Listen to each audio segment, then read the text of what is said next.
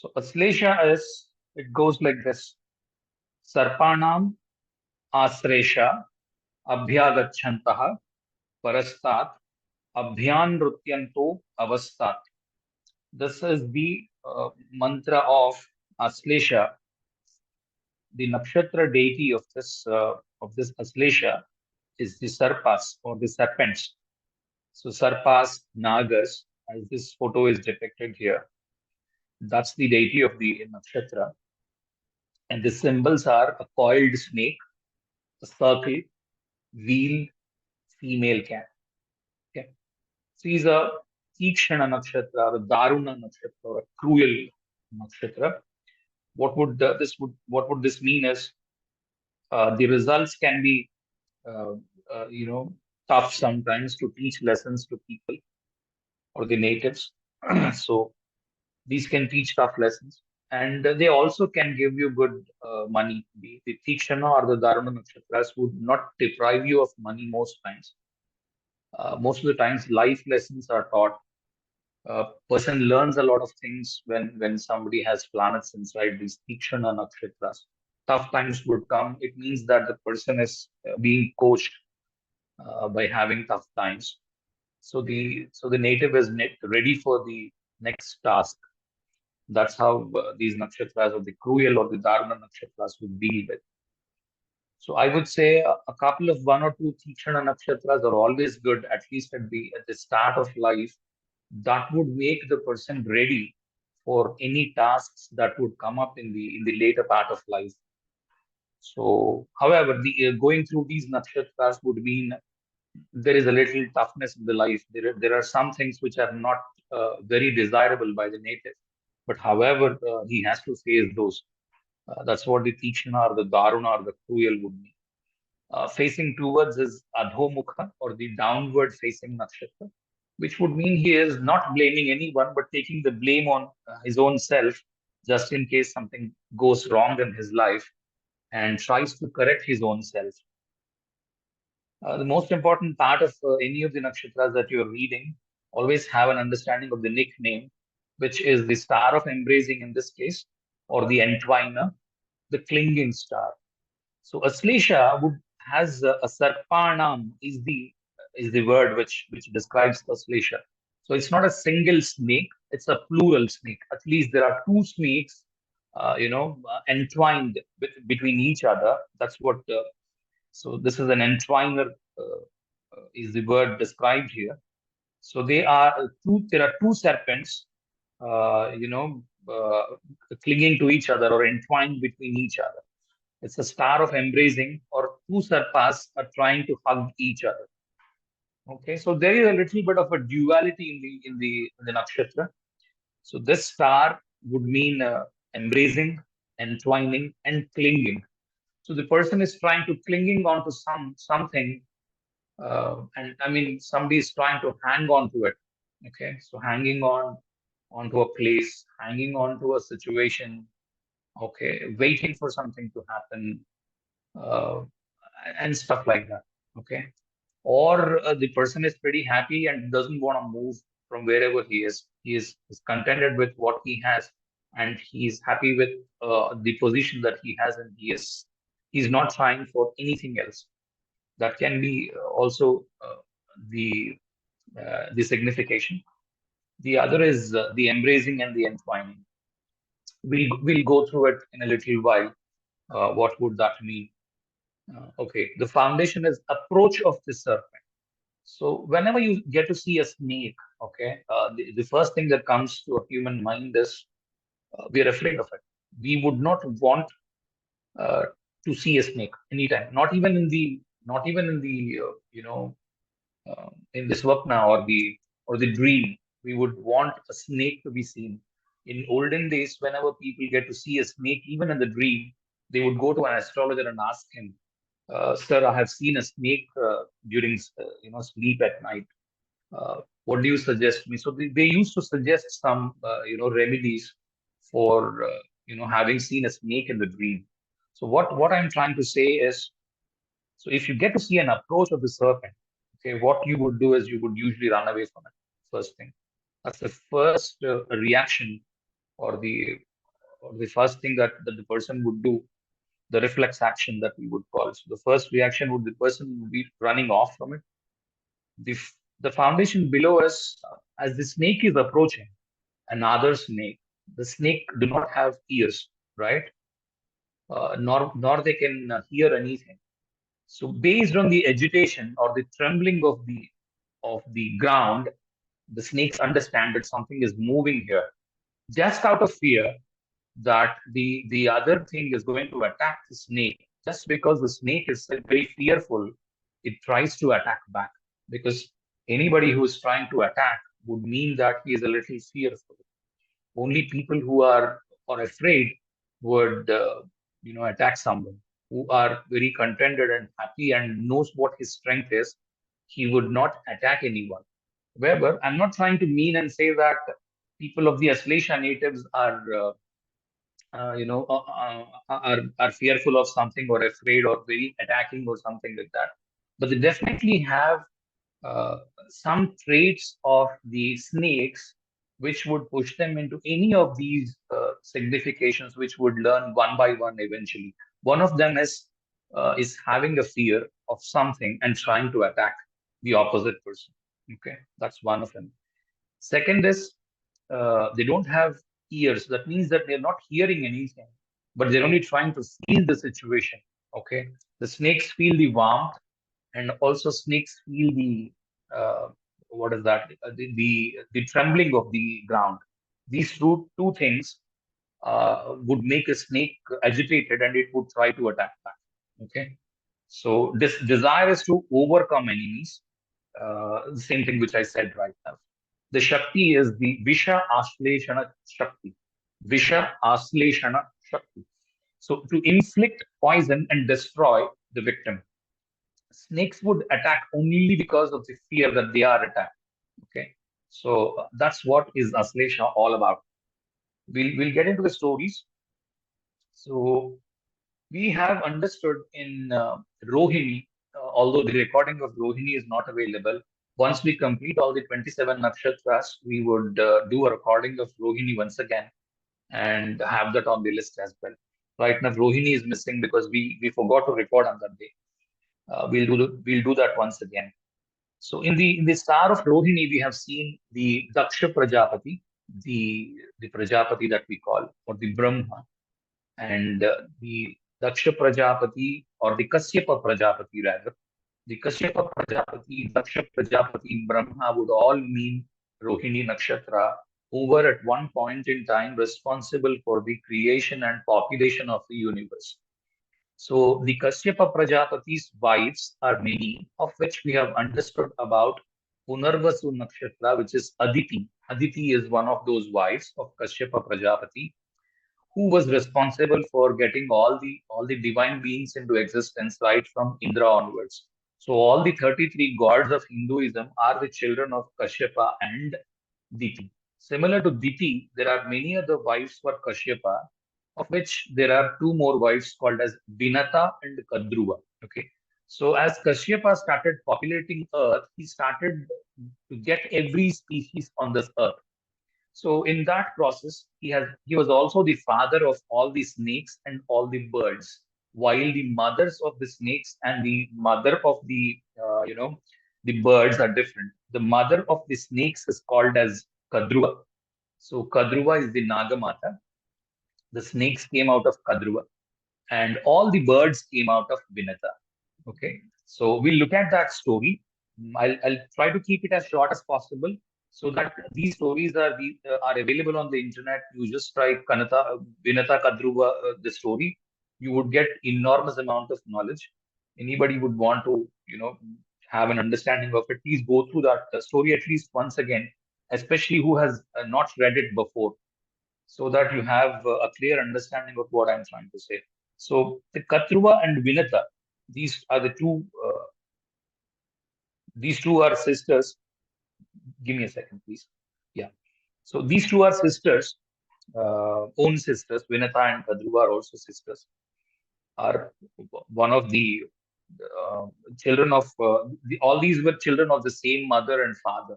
So so Vinata is the mother of eggs, as I said, the birds, and Kadruva is the mother of all the snakes.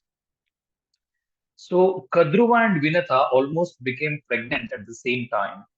And Vinata asked this man, her husband, the Prajapati, the Kashyapa Prajapati, that she would want two children who are very, very powerful, and just two are enough. So Kashyapa said it would take a long time to have such powerful people. So you would bear eggs, and the eggs would hatch in a longer time. She said that's fine.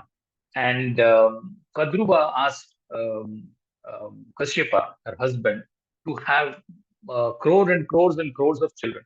So she got snakes as children, and those eggs were getting hatched very faster. So there are lots and lots of snakes coming out of the eggs which the Kadruva has laid, whereas Vinata was silently looking at her eggs, and none of them were getting hatched. Several thousands of years passed, but none of the eggs got hatched. A little worried because the other sister of her, who is Kadruva, has already got so many children. This woman, Vinata, thought, let me break one of the eggs and see if, as if there is something is happening inside the egg. Is the egg growing or not? I'm not very sure because neither the egg is moving. Almost 1,000 years has have lapsed, but I have not seen any movement in the egg. I'm not very sure if there is something even inside as well. Let me just break the egg and see. So with that mistake, there is a man who was actually half developed, called as the Anuruva. Anuruva. This man came out and immediately cursed her mother, saying, "Look, you could not hold yourself, and I have not developed my legs beneath. So I don't have legs now. I just got up to my thigh level. The body is formed only till the thigh level, and I don't have legs beneath me." Now, uh, but that man grew up and he became the charioteer for the sun. So he runs the chariot that sun is sitting over, and he's been regarded a very good position. However, the next child came out to be Garuda. The other egg of Vinata came out to be Garuda. With the curse that Vinata has received, Vinata has become a slave of the Kadruva, her own sister, because there was a game that was played between Vinata and Kadruva. As they see up to the sky, okay, there is a white horse moving, which is called the Ashwa. Okay, and don't try to find logics around this. How can there be flying horses? Yeah, there used to be flying horses when the species were first created, and later on, horses became non-flying. So you could have seen the dinosaur movie wherein there were large birds flying. So if the birds of such huge thing can fly, why not a horse can fly? So instead of finding the reasons for it, let's take it even as a metaphor. So the understanding is we are not trying to look at whether the horse was flying or not, but however, the Vinata has lost a bet with Kadruva. So the result of the bet is whoever loses the bet would have to be a slave for so many thousands of years to the other person. So having lost a bet in such a thing, you can look at what the bet was and so on. And Vinata was actually fooled by Kadruva and the Nagas, who were her children. And a few Nagas refused to participate in that thing to fool Vinata because that's not the right way of doing. And a few Nagas went away. Those were the Adisesha and the Vasuki. Adisesha now is the bed of Vishnu, and Vasuki lives with Shiva. Okay, I think there are a few more, Nagas as well, who are very renowned in the mythology as good snakes. Okay, so what happened is you can understand two things from here. One is underdeveloped children. Okay, the theme is underdeveloped children. That means the kids, when they were born, you can see, there are defects in the heart. There's a hole. One of the organs is not developed. Such things can be possible with children. So I'm not saying that if your fifth lord or the fifth lord dispositor is placed in Aslesha, you're bound to get it. No, I'm not saying that. So there have to be afflictions, there have to be issues with the whole process. You understand it with different charts. So one of the results can be is, I mean, on the themes based on what we have heard till now, is that underdeveloped children. Second is problems at the egg level of bearing children. Okay, because all this goes uh, like the snakes are actually the representation of the sperm, right? If you look at the sperm under a microscope, just look at it, you would have images of the microscope. They would just look like snakes, right? Those can be the same thing. I mean, he's talking about sarpanam. It means there are two snakes. One is the sperm and the other one is the ovum, or the ovum is the egg-like thing, and the sperms are trying to run against each other, and the one who's going to win and reach the ovum is going to fertilize and um, become an embryo, and later on become a fully developed child inside the mother's womb. Okay, so uh, this talks mostly about, I mean, the theme of the nakshatra can be children. That's one thing. The other themes I would explain it to you in a short while.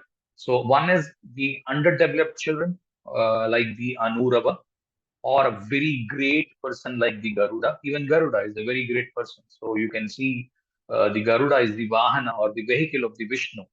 So he's one of the giant birds that live, and he has so many stories. You can just Google out Garuda, and you will get to hear so many stories. So there can be very powerful children, or there can be issues with the egg level thing. Like, there are people where you would see the egg release is not proper, and the woman is not able to bear a child. Okay, so this can be one of those problems. And second is children who are underdeveloped. This can be another problem. For any of these problems to come up, generally, okay, they would need combinations and afflictions from all the sides. Otherwise, just merely having your fifth lord or fifth lord dispositor, things like that connected to fifth lord in the Aslesha would not mean that there is something wrong with the child. No, for sure not. Okay, it can also mean that the person he's in a field which he's trying to develop one by one, and taking steps to reach his goal, even because the snakes are trying to reach something, because snakes are always moving, or they are coiled and clinging on to something because they've got some job to do. We'll get into those things in the next few minutes. So the second story is the Adisesha. Adisesha, the Vishnu's, the bed of Vishnu is Adisesha. So whenever Vishnu took an avatar, Adisesha always came down the earth, and he became Lakshmana in the Rama avatar, and he also became the Balarama in the Krishna avatar. So both the times, the Paramatma or the Rama or the Krishna had to deal with these people. So these people, either Balarama or Lakshmana, were very aggressive people. Okay, they were getting problems for their own selves, despite, okay, they were also helping Rama for sure, or Krishna for sure. In case of Lakshmana, we can say that yes, he has helped Rama for sure for many instances. However, Balarama did not help much Krishna. He always posed problems to Krishna. However, both the characters, we can see something. Both are aggressive people. Both are taking decisions hurriedly. Both are not cowards. They would fight openly the native. They would fight openly the opponent. Okay, if there is an opponent, they would go up to the opponent and they would fight with them. It may so happen that they may not still stand against them, but they would still fight against. It's the general tendency of the snake, because snakes are afraid before the victim, before the opponent tries to shoot it or tries to throw something against it. The snake is the first to attack, not the other person. And snakes are very sharp at attacking. The moment they feel that there is something wrong that can happen, immediately snakes are trying to bite, right? All right. So Janamejaya, Takshaka, and the Yajna. So after the Mahabharata, the war was over. There was only one guy who remained after all the Pandavas that remained, like the five Pandavas remained, and they have taken the abode of heaven by walking up to heaven. So once they have left, the Parikshit was the only child that remained, who was the son of Abhimanyu. So this man was ruling, and uh, uh, and and and you can see that he was bitten by a snake, and he died because he tried to insult a rishi, and this man died. Parikshit's son was Janmejaya, and these names are very often used across whoever reads the Srimad Bhagavatam. You can get to hear these names. These are very commonly used names. Janmejaya is the first person to hear the Bhagavatam. So Janmejaya, the son of Parikshit, tried to do. The Parikshit was the first person to hear Bhagavatam. Says Janmejaya, the son of Parikshit, because the snakes bit Parikshit and he had to die, he tried to invoke all the snakes into a fire. So there was a yajna being done called as the Sarpa Yajna, and all the snakes were coming and falling into the fire. So this was actually stopped by another person, and he did not want all of the species of serpents to die. And if that happens, the order in the whole chain that exists, uh, these days, let us suppose some species go extinct, or when there are some species trying to be extincted, our scientists are trying to protect them by saving them from poaching, etc. The same thing this man has done. So what we can understand from this whole story is the Nagas are kind to what is that you would call, what is the right word for it? Tit for tat thing. I mean, uh, they try to remember what happened to them. They'll make a tit for tat for it. They'll try to, when they love, they are living for the love. When they are hating someone, they are living for the hate. So there is a love hate thing every time that's actually driving the serpents. So they live for their children. The serpents are trying, very protective about the eggs that they are laying, right? We have talked about this in the previous lectures as well. So whenever the snakes, especially the cobras, are laying eggs, the cobras are very protective about the eggs that they are laying, and they will not allow anyone to go that side. The moment the snakes get to know that somebody is going that side, it is going to attack the opponent. Nobody would dare to go and see the eggs of a cobra. Okay, that's what predominantly snakes would mean. So what we can get to see is they're very protective about their children. Okay. So again, children is the theme here. So very, very protective about the children, just like the Aditi that we have seen. Okay. After Aditi, the Punarvasu thing, we had the Pushini, and now again Aslesha is also very highly protective about children, very caring about children. They try to, protect the children because also the children are trying to protect the mother. In the previous story that I have mentioned, Garuda actually got out Vinata out of the slavery. So there is a mutual help between the mother and the son, and the son and the mother. There's a lot of love between the mother and the son. So the mother is very influential in the person's in the person's life, or the person is very influenced by mother. Both can be possible. So each are the one is influencing the other. The son and the mother duo is trying to influence each other lives. Okay, and you have that's one of the tit for tat thing. And snakes are going to remember what happened to them, and they're going to take a revenge. Yeah, that's the word I was looking for. So they're living on the revenge thing. They are going to take revenge on the person who's actually attacked him or tried to do some any harm to them. This is what is the whole story mm, about the serpents. So they live for love, for the love of the children, and they also live to make a tit for tat for what happened to them against anyone. So they may not openly show up that yes, look, you have insulted me. I'm trying to attack you back, but they're trying to prove it to the world. Look, this is how I am. I got insulted about 10 years ago. This is how I am. Okay. Even this can be the story, because Garuda tried to get his mother out of the clutches of Vinith, Kadruva, the other mother of the snakes. So it's like, what should I say? Uh, Living for love and living for hate. These two can be two underlying things. All right. Let's look at mantra of this. We have Sarpanam Aslesha Abhyagachantaha Parastat Abhyanrutyanto Avasthat. So as I said, three things before the Sarpanam has started. So Sarpanam, as I said, is dealing with the eggs, children, trying to be protective about children. And now we will get to see a few more things with this mantra. Okay. So Sarpanam would mean two snakes at least. Okay.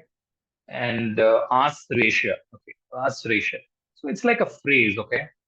Asresha would mean a phrase. So a phrase would mean like this. When you put together all the words, the whole sentence is going to give you a different meaning, while each of the word would mean something else. So there are two things the person is actually trying to achieve. One is his own thing, and another objective trying to be under as an undercurrent. Okay, so there are two things always the person is trying to achieve. So it can be like, it can be a woman who's trying to manage her home uh, by cooking and serving the children, and also the in-laws, her husband, and everyone, and doing all the duties at home, and also trying to go to office, do some job, come back. So there's a dual role here, right? So these two things. So that can be one of the significations you can look at. If you look at a man, even he can be doing the same thing in today's world. Also, so that the man has got insulted somewhere by someone in the relatives. He's trying to prove it to his relatives. Look, this is what I am, and trying to achieve something by working somewhere. So his mind is working on two things. The fact that he's trying to achieve money is one thing. However, he's trying to prove it in the office and also at the home, or trying to prove it at the relative's place. So these two things can also happen simultaneously. Okay, abhyagachantaha. That would mean agacha would mean coming. Okay, abhya agacha, coming very near to something. Okay, and the moment he gets near to something, he's leaving that thing there. So the best example that I would give here is, I think a lot of people gave the same example in their videos as well. It is that, there's a person. This native has studied something till 12th class, I mean 12th grade. He studied, maybe let's look at mathematics. Okay, he tried to study mathematics, physics, and chemistry to become an engineer. However, what he felt is, look, I'm not very interested in becoming an engineer, although I have studied maths, physics, and chemistry at 12th grade. I would move into commerce, okay, because maths is okay in commerce. So all that I need is maths for commerce. I'm talking about on the Indian context. Wherever you're living, you can apply your own way of looking at this. So he shifted into commerce now at the graduation level or the UG level. The moment he came out of commerce, he felt, look, commerce is not working very good for me. I think I need to shift into something else. Maybe I would do some management. Okay, let me get into management. So he left commerce there and he got into management. He did an MBA management. So after MBA, he has done. Let us suppose he has done marketing MBA. Okay. After MBA, what he thought is, okay, now let me find a government job in a bank where I'm doing an accountant job. Okay, he got into an accountant job in the bank. So he studied something at the UG level, at the 12th level, at the UG level, and this different thing on the PG level, and then found a job entirely not connected to any of the things that he has read or studied all these years. Okay, so there is an abhyagachantaha here. That means he's trying to come near to something, and he's almost achieved it, and he has completed the graduation or the 12th grade. He's got good marks in it. He did not try in the engineering, but moved into something else. Okay, suddenly changing the path, because when the snakes are walking, they always would take a curved path, because snakes cannot walk in a straight line. Snakes would always have a curved path. So that's what this would mean, the abhyagachantaha. Okay. So they'll leave it there and try to build on something else. And again, they'll come back to the stream. So from going from point to A to point B, they're following a very curved path, and it's taking a longer time for them to settle in life. This is one of the points. Okay. So the settlement in life can take longer, or they got a very good settlement in life at the very start. I mean, the person has graduated in a college, got into a campus thing, into a stream of industry, okay, which is very much with the in sync with the Aslesha. Let us suppose Aslesha rules snakes. Okay, snakes make holes in the ground, and they're just trying to reside in the hole. So they're underground usually. Snakes are usually underground. So any jobs that are dealing with mining, and any jobs that are dealing with the petrochemical, because you have to mine the petrochemical, or you have to take out the petrol from the ground, because the petrol is inside it. So these kind of jobs, if the person gets into, he would cling on to it. Okay, you have seen clinging onto it here. So one is star of embracing, and Schweiner, and clinging. Okay. So this person is going to cling onto it, and he would remain there forever. He might change a few companies, that's okay, but he'll not change the industry, because that's in sync with Aslesha. Okay. And he would keep slowly moving one position after the other, one position after the other, one position after the other. In between, somebody might come back and say, one of his friends might say to him, "Hey, why don't you change the industry? You have got such a huge experience here.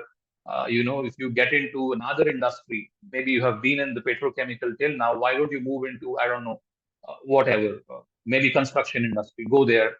You're going to get a project manager level job with the kind of experience that you have." This person would refuse it, because he's very happy with the industry that he's working in. Okay. So it can be a curved path that is taking a very long time for him to reach to his goal. That's one way of looking at it.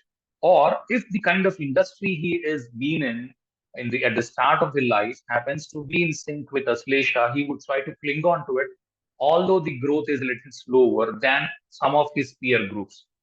Okay, so what ultimately the whole thing is, that the life is little curved. Even then, he's clinging on to the job, because most of his peers have changed different industries and reached the point B of getting so much money. Or let us suppose you have to earn, after 10 years of experience, somebody has to benchmark an earning of X rupees or X dollars. This person would be at about 80% of it, while his peer group is all at, of the X, or this person would be at just the 0.8x. Okay.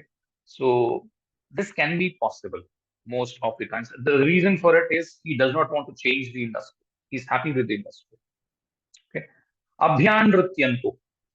And at the fag end of the youth, usually between 35 to 40, or 30 to 40, you can roughly take that age.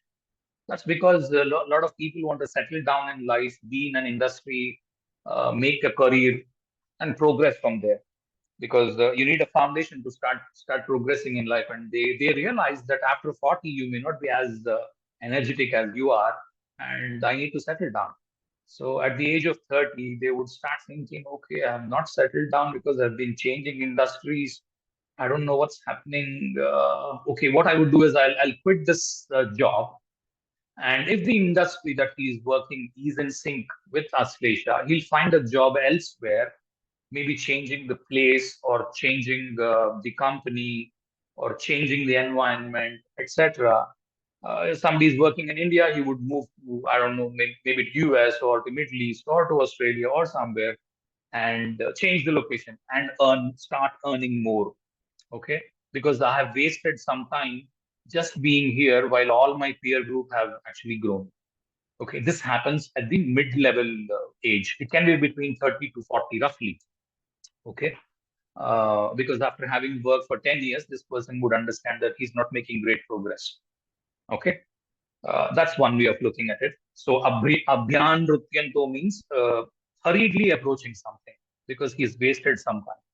Okay, and there can be Nritya, right? Nritya, Nritya. Nritya would mean dancing. Interest in dancing can be one thing. This person can have interests in dancing. So that's one more interest you can see. And interestingly, what I have seen last time was, I don't know if I still have those horoscopes, I might show. Whoever has some interest in dancing, expertise in dancing, has something to do with Aslesha. They have they have planets well placed in Aslesha. Okay, and let's look at the traits. So a person can be doing the same thing altogether for many years. Okay, like I said, as long as it's in the sync of Aslesha, the person keeps doing it. No matter, he would keep hearing that, look, that person has progressed so much. You both were, having the same marks at the university level, but the other guy has progressed so much. Even the native gets to know that he may not consider it because he's happy with what he's doing. Okay, and he doesn't want to move. The other way of looking at the industry is, one is the mining, which I said, which happens underground. The other is working as cashiers or clerks in a bank. Because everybody must have heard about this Ananta Padmanabha Swami temple. There is a vault which is still unopened. The fear is there's a Sarpa Yantra, or the Sarpas are trying to guard it. So whenever there is a wealth stored in a temple, or in the ancient days, whenever people stored wealth, they always kept Nagabandhas, Nagabandhana or Nagabandha, or whatever name you would want to give it. Um, so Nagas would be protecting wealth to be transferred to the next generations. Okay, so they would be guarding wealth. So who are guarding wealth these days? It's the bank.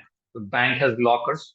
Bank has vaults wherein large amounts of money is actually guarded, and they're trying to give it to people. Okay, whoever the wealth belongs to, and usually the wealth is not of the snakes, but it is of a family which came up to them, and they are trying to transfer that back to the next generation, and so on. Okay. However, usually what Aslesha does is, Aslesha would try to limit spending. Aslesha people are not very good spenders. They would want to cut down expenses.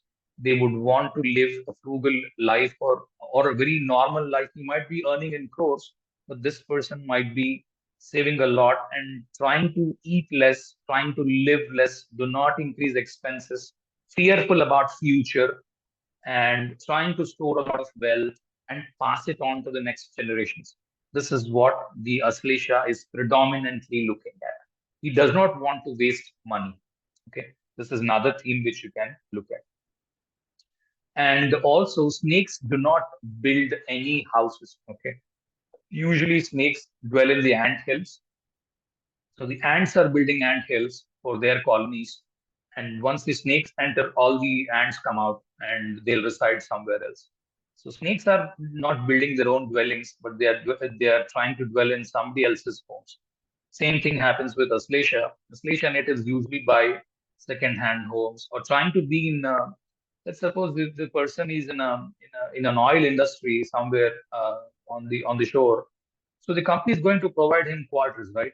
So the company will provide him accommodation in which the person is staying, and he might be buying big homes for his own self, which he may not be able to enjoy at all his career, because he's working elsewhere, and all that rent that comes out of the property, he's trying to store and pass it to his children. Okay, and usually, what these Aslesha people think is, I have wasted a lot of time. I could have, picked up an opportunity which came 10 years ago, um, 15 years ago. They have some kind of, repenting attitude for the career, no matter how much ever big achievers they can be. I never said that Aslesha is not an achiever. You can see Garuda, right? Garuda represents Aslesha. So Garuda has so many achievements to his life. If you try to, if you try to accomplish all of them or try to publish all of them, it would be a huge list. So many things Garuda has done. He is one of the largest bird. So I never said Aslesha is bad, but Aslesha always has, no matter how much ever they have attained the financial goals, they still have something to repent for. They'll keep thinking, I haven't picked up this in my life, or some of the conditions of my life pushed me into slavery, wherein I could not take up this task. Otherwise, had I not had this kind of slavery at this place, I'll give you an example. Like the parents are old, okay, the parents are very old, and the native is taking care of them. Now if he wants to look for a job outside of the country, there is a burden over him, because he is the only person who has to take care of their old parents. He cannot leave them, okay. And even if he leaves them, the problem is he would keep thinking about these parents. So neither he can leave them nor he can go there. He would keep thinking on these lines, and time would go by, and a lot of opportunities he would miss. Aslesha is missed opportunities many times, okay, because he has some kind of a slavery at home. Okay, he's addressing a slavery at home because the parents are old, they cannot do their job of their own selves, and this man is trying to help, or this woman is trying to help them, okay. And wherever they work like slaves, okay. These people are one of the most obedient people. You can employ Aslesha people very well. These people, given a task, they are going to complete it, and ensure that the task is done, and they're very committed people, and usually follow a slavery kind of a system with the boss. So whatever the boss says, it's right for them, okay, because they are on the slavery side. However, they can be revengeful with the boss, like what happened with Vinata or Kadruva later on, because after Vinata came out of the clutches, Kadruva again became the slave of Vinata. So there can be variations here and there. Okay, some might say no, there was no slavery for Kadruva. Some would say there was. Either of the ways. So the point here is, Vinata did not like the slavery. She still had to obey, because she said, "I would be a slave of you." So she had to obey and go on with that. But later on, when this man came, Garuda came, the clutch, she came out of the clutches. So these people are very, very happy doing slavery sometimes. Okay, these people are very happy doing some slavery sometimes. However, uh, every now and then they will keep cursing their own self. Oh my God, why am I doing this slavery? This has become a slavery for me. This has become like a, where I cannot escape. Okay. Snakes do not have ears, so there can be problems in the ears. There can be snakes also do not have legs. They only crawl on the ground. So somebody having issues in legs, paralysis of the legs. Okay, these problems can also come up. I'm not saying your Lagna being in Aslesha, or Lagna Lord Dispositor being in Aslesha is going to be getting into paralysis. It's not that easy thing to actually conclude just by looking at one thing. No, it's not possible like that. Okay, don't get into such things. I'll definitely teach you how these themes work once we get into such kind of examples. And you need huge afflictions for those things to happen. And of the 9 planets, all the 6 or 7 planets would be saying that yes, this guy is going into paralysis. Okay, only then it happens. Otherwise, no. Okay. However, milder ear problems. Okay, and sleep issues, because Lakshmana did not sleep for all the time he was spending in Vanavasa, all the time that he has spent in Vanavasa, all those years, Lakshmana did not sleep. So somebody might be having sleep issues. These are the usual simple things that one might get. Or he is overburdened with the kind of work he is doing. He is not getting enough time to sleep. Okay, this is one more thing. And tit for tat thing, being revengeful or trying to protect children. These two are the themes that one may have to look at when he's looking at Aslesha. Okay, so see the symbols. So you have a coiled serpent. So a coiled serpent would, as I said, they are trying to conserve heat because when a serpent lays eggs, like the cobra lays eggs, it's not going to eat anything till the eggs are hatched up. Okay, till the eggs become babies, the mother snake is not going to eat anything at all. Okay, so they are trying to conserve heat. That's why a coiled snake is, because they're working on an objective. Okay, they have a target in mind. Aslesha is having a target in mind, and they're trying to achieve that objective. So what they would usually do is they'll set up short-term goals, like in the next 5 years it's usually a materialistic goal. Okay. I would earn this much of money. That can be a goal. Or I would become this cadre in the company. Okay. That can be a goal. So they are trying to set up small goals every now and then, the short term goals, and trying to achieve them. And they're trying to conserve the energy so that not much of energy is lost. And they're trying to find quicker ways, shortcuts, faster ways of reaching it because they know that they are slow. They know they're not as fast as the other people because they don't have legs to run. They can only crawl. Okay, and they have their then they understand very well what they are good at because the best thing that they have is inflicting poison into the opponent. So they're very good at attacking. So any chance that they would get on the attacking side, yes, they would try to attack and try to progress. I'm not saying somebody is going to come and beat an Aslesha guy is going to come and beat you or he's going to howl at you. No, I'm not saying that. However, attacking, there are many ways of attacking the victim. So snakes are very clever beings. They use brains to attack. Okay, so the god has not given them legs, and the god has not given them ears. Snakes are blessed with a huge understanding of the whole environment around them, and they're trying. They're very good strategists. Okay, Aslesha are excellent strategists. If you see in the final degree of Aslesha, there is the debilitation of Mars. Okay, Mars is debilitating because Mars is not a planner. Mars does not like planning. Mars would just jump in there without any planning. He would try to do so many things. Aslesha is not like that. Aslesha is trying to plan things well ahead of what is happening, and he would want to do this task at this time, that task at that time. He has a clear cut planning of what he has to do. There can be failures despite having a very good plan. Aslesha can be a failure because he's trying to over plan everything. Okay. That's another side of it. However, Mars does not like planning. He would want to jump in and do the job.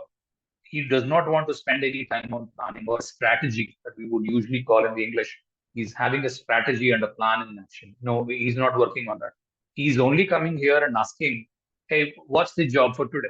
And Mars does the job. That's it. Mars is looking at doing the job. That's why he's exalted in the Capricorn and being debilitated in a peacemaking sign or a strategy making sign of Cancer, especially in the Aslesha, because Aslesha is a strategist. He's trying to understand the situation. He will remain calm. Okay, first thing is he would remain calm. The moment Garuda got to know that Vinata went into slavery, he did not howl at anybody. He remained calm, had a plan in his mind, worked towards it, achieved the goal, whatever that was set to him, and then got her out of the clutches. So Aslesha is a great strategist. And if you look at the kind of work that Garuda has done to get her mother out of the clutches of the slavery, it would be an amazing story. The kind of planning he has done, the steps he has taken, that's what Aslesha is. Okay. So Mars is very poor at it. Jupiter is okay at it. That's why Jupiter is not a very great planet in Aslesha, because Jupiter can give advice, but needs somebody else to make a strategy. And Cancer does not support too many planets. Cancer would need just one planet or not having any planets. That's the best Cancer. So Jupiter may also be not very happy in Aslesha. A lot of people think Jupiter is very good in Aslesha, but I'm not of a great opinion for Aslesha. Yes, for Pushyami and Punarvasu, the last pada of Punarvasu, yes, it is definitely a very good placement for Jupiter. However, you're not looking at the Lagna now, so I'm talking about an Aslesha Jupiter thing. The Jupiter will be in Aslesha for about 6 months. So it's a common sense that not everybody is getting the same result. So, in general terms, it's good to have clean Aslesha without any planet. If there is a planet, you have to satisfy the need of the Aslesha. Okay, as I said, like you must be in a place, either it's a bank or underground mining or off the place where you are. I mean, you are living elsewhere, not in India, trying to achieve something against an insult, love hate relation thing. You want to prove something to the world, having an objective in mind. All these things would play in Aslesha. So you have to keep satisfying Aslesha. Otherwise, it's going to come back and bite you. Look, I have got these objectives in Aslesha and you're not achieving. Please go back and achieve. That's what Aslesha will drag you back into the situation. Okay. So sometimes the natives are trying to reinvent the wheel, okay? And I think in English, a lot of people understand this phrase, reinventing a wheel. I mean, some work is already done by some person in a fashion. Aslesha does not like it sometimes. They would say, no, let's not do that job that way. Let's do it some little differently than what has been done previously. Let's do it in a different way. Why we should accept as it is. Let's try to reinvent it. Maybe we'll find something else. Okay, I would not say it is bad. Okay, a lot of people think reinventing a wheel is bad, but no. A lot of times the wheel is reinvented and a lot of discovery is done. So, as I always keep saying, none of the result is good, none of the result is bad. A result is a result. It can either be bad or be good. Some people, let's suppose you got a result in your life. Some people would say it's a very good result. Why are you unhappy about it? Some people would say it's a very bad result. Why are you happy about it? So the way you're looking at, that's what the philosophy says. Druk Brahma Drishyam Maya. It means the eyesight that is given by the God is the only Brahma. Drishyam, whatever we are seeing, is all Maya, is all illusion. So a result that comes out of something may look very good to you, but may look very bad to somebody else. Okay. So the female cats are a little more aggressive, as I said, because female cats are actually guarding the children. And if you look at the cat keeps transferring its kids from one place to another. It keeps transporting her kids every now and then, the kittens, and that's how it is. So the natives are trying to change a lot in their lives, trying to achieve something. Slesha is highly strategist. Okay, all right. Anybody is trying to match things? Are you seeing any traits matching to what I said till now? Any feedback in this regard? 90% is matching, sir. Okay. Can you just describe what the planets are, what the lagna is? Uh, the moon is in Aslesha Okay. for What the Makar lagna? Lagna. Makar Lagna. Oh, Makara lagna. Okay. Moon is in Aslesha. Okay. So what have you got as a result?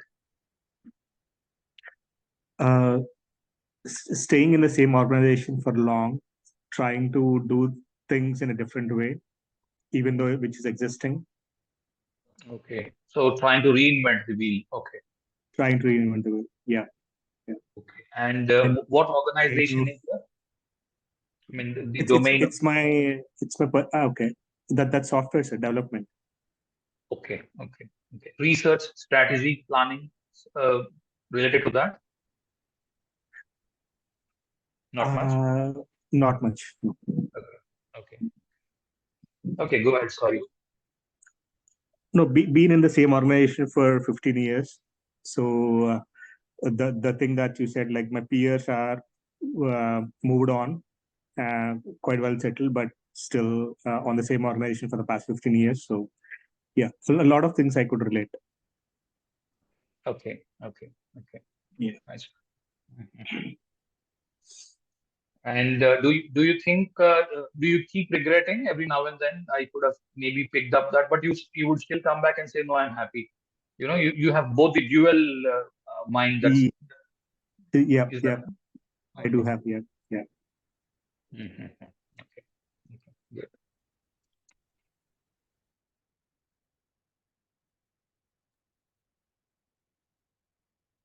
Yes, madam. Somebody is trying to open up the mic. Go ahead, please. Yes, sir. I am Aries ascendant with moon in Aslesha. So, moon is in fourth house. So, I kind of have love-hate relationship with my mother. And except that, I can attest that I have a little revengeful attitude about many things. So, Okay. Love hate, You got you're still young, so yes, sir. do you think on the career side as well, because that directly looks onto the 10th house, you want to keep changing careers? Would that Yes, sir. Yes, sir. Extremely. I did my bachelor's in engineering, but since last 2 years, I think I should move on to some creative field, which is very absurd, and I know okay? it, but like I want to do something like that, but I'm trying not to. Mhm. Okay, good. None of you should say the name, okay? Please don't speak out what your name is, so I can still see your names listed here. So because I want to keep your identity protected. I don't want who is talking, because that really doesn't matter who is talking. What matters to us is are the results working or not. Yeah, somebody else would want to say something.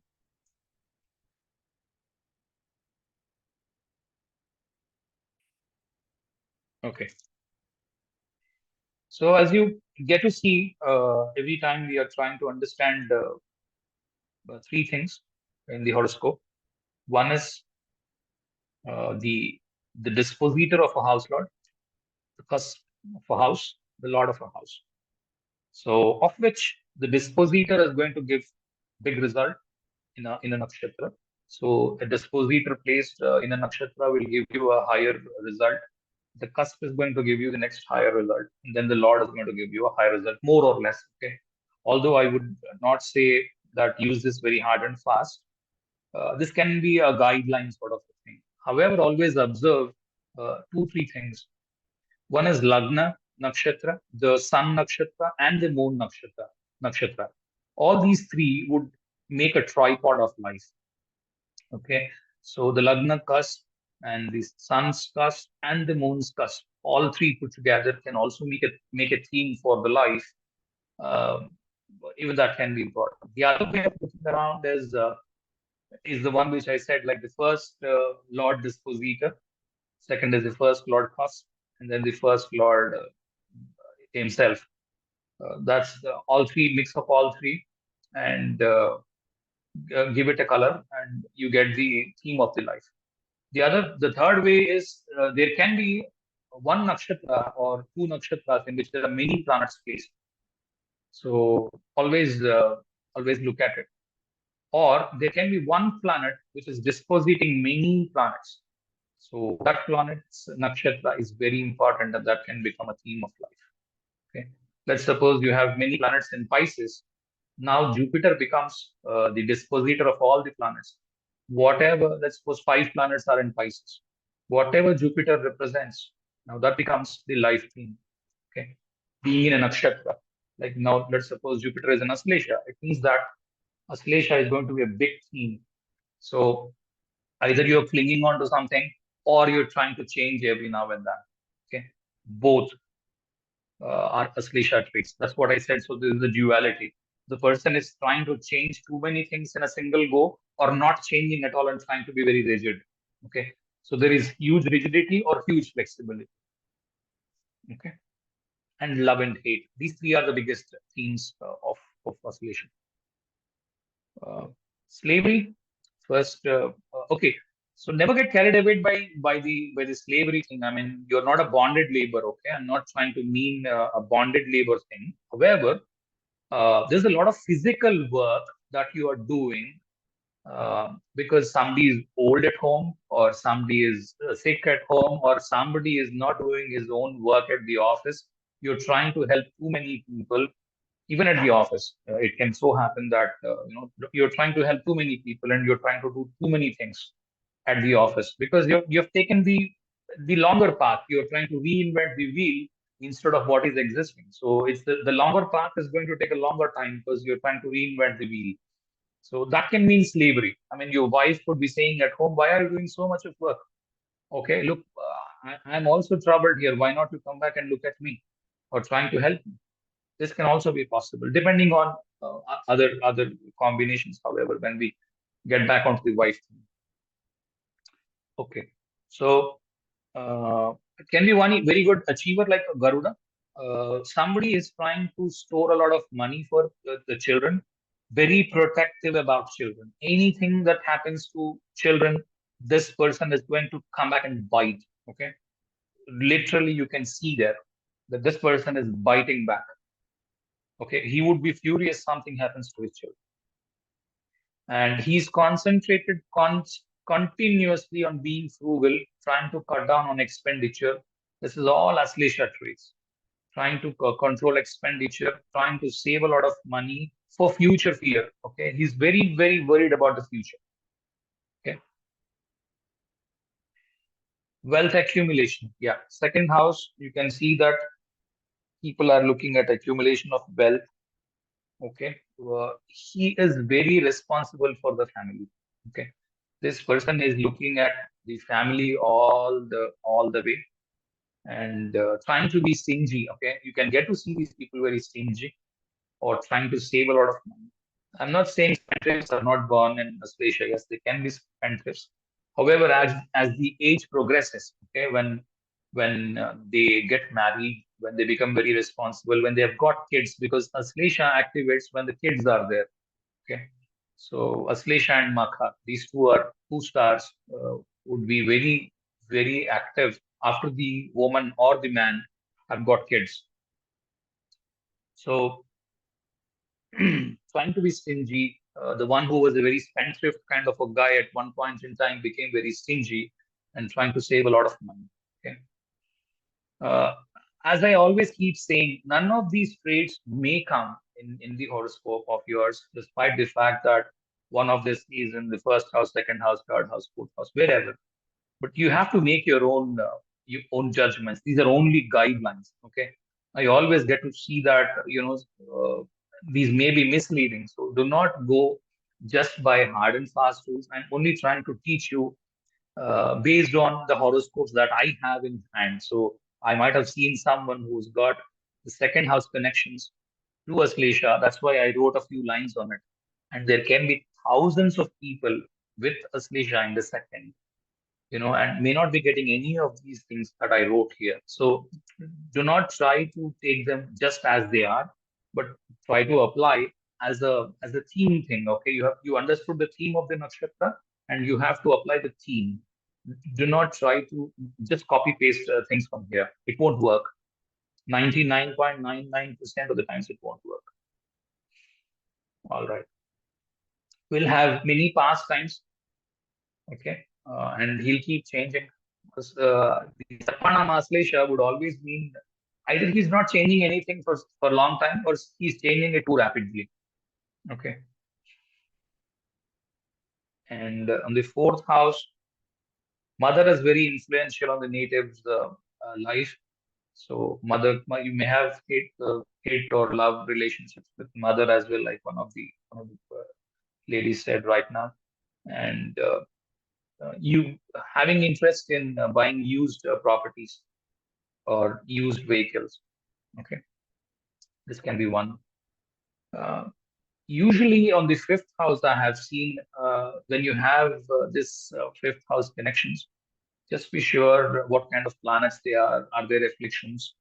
Are there problems with the child thing? As I said, childlessness we have already discussed as a topic here in the English class. So you can go back to it and see if there are any issues with the child bearing, because one of the problems that you might face in Aslesha with respect to children having the fifth dispositor or fifth lord connections with Aslesha is that not having children because the egg release in the woman is not proper.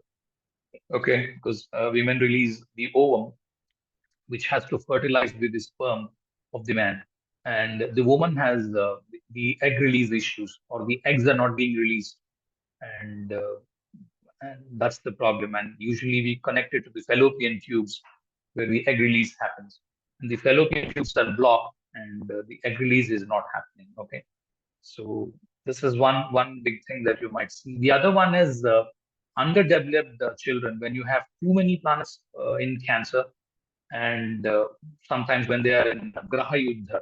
Okay, yeah, I told you Graha Yuddha last time also. Graha Yuddha is very simple. If you just look at the horoscope, uh, issue, I'll show a couple of horoscopes with respect to children. Okay,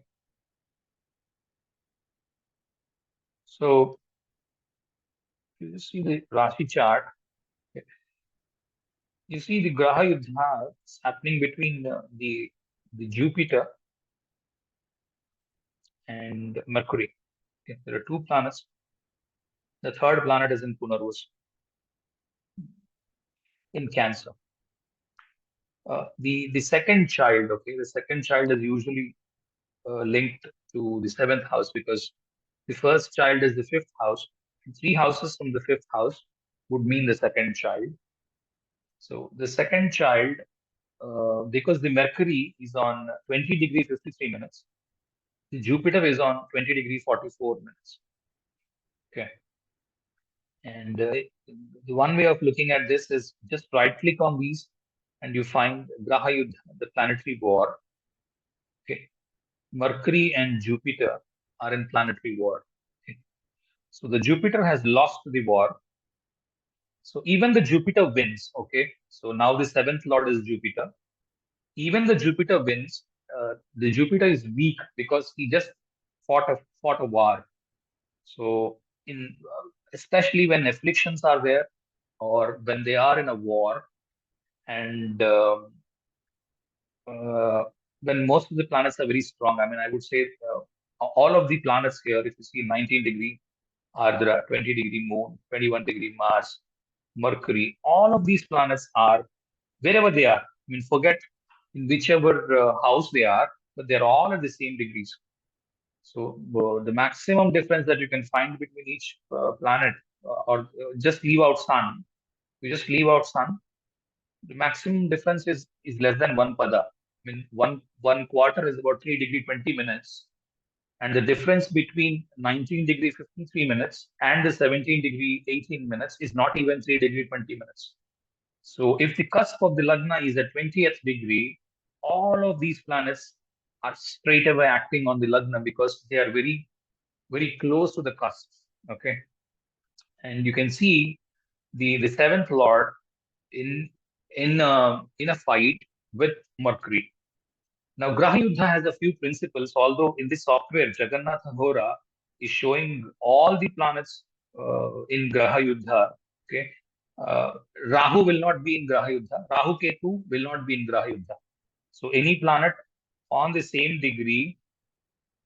So, how a Graha Yuddha forms is take a planet, uh, Jupiter, okay, Jupiter and Mercury. Just look at the longitudes of these. If the difference between these two longitudes is less than 1 degree, okay, now 20 degrees 53 minutes, 20 degrees 44 minutes is definitely less than 1 degree because they're on the same degree. So if that happens, they are on a Graha Yuddha. That's first thing. Second is Sun, Moon, Rahu and Ketu do not get into yuddhas. Okay, you can remove them from the yuddhas. Although the software is going to show that they are in a graha yuddha, because the logic written here is just the moment two planets are together, and if they are less than 1 degree, just show them as they are in the war. And the one who is wins would mean anybody who has got the higher longitude is going to show the winner. Now you see Mercury is 20 degree 53 and Jupiter is 20 degree 44. Because 44 is less than 53, 53 has 1. That's how the software works, or that's the logic. The logic is very right. However, ignore planets like Rahu, Ketu, Sun, and Moon. That's the first principle. Second is for the Graha Yuddha, it has to be the immediate planet in the solar system. Okay. For that, just count on the fingers the 7 days of the week. Sun, 7 days of the week is Sunday, Monday, Sun and Moon. Tuesday is Mars because Mangalavara. Okay. So in the Sanskrit it is Ravivara, Somavara, Mangalavara, Budhavara, Guruvara, Shukravara, Shanivara, right? 7 days of the week. If these two planets are consecutive planets, one after the other, like the Budhavara and the Guruvara would come after one another. Budhavara, Mercury is Buddha, Guruvara is Jupiter. So when these two planets are in war, it's a real war. Otherwise, there is no war. Okay. You know why there is a war? Because the sun is the only planet which is trying to give light. When two planets are on the same degree, one is actually overshadowing the other one, and the other planet is actually receiving only a shadow of the planet which is ahead of it, and the planet is not getting the full light. Okay, so Buddha and Guru are in the war. So this is a bad war wherever it happens.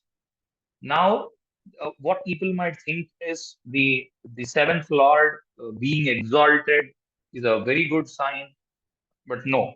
The result is the husband is hit with a paralysis, and the second kid did not have the kidney when he was born. He did not have one of the kidneys.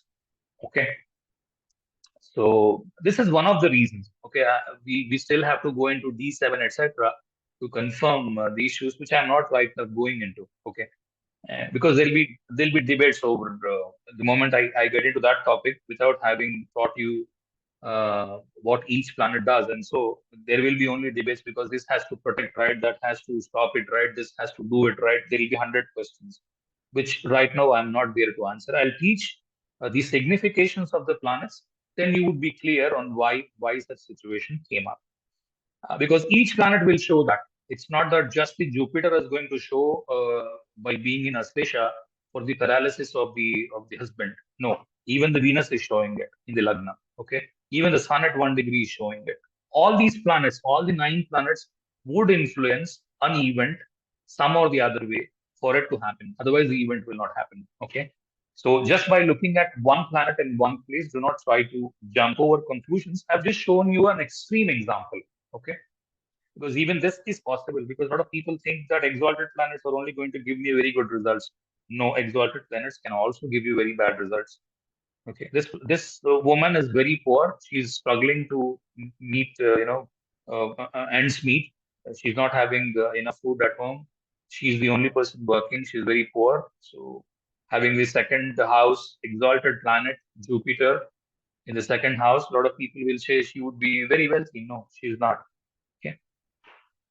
The point I'm making here is Aslesha has made one of the kids, the second kid, did not have enough development in the body. One kidney is missing, or one kidney did not develop, and the husband is actually paralyzed.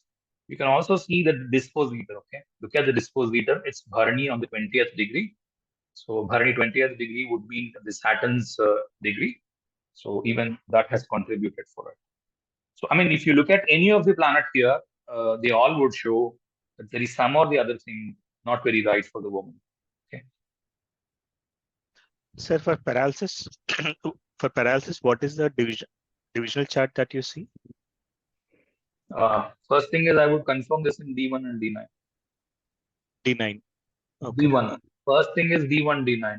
Okay. That has to show up in D1, because paralysis or any ailment or any ill health is a bodily thing. So it should show up in the D1.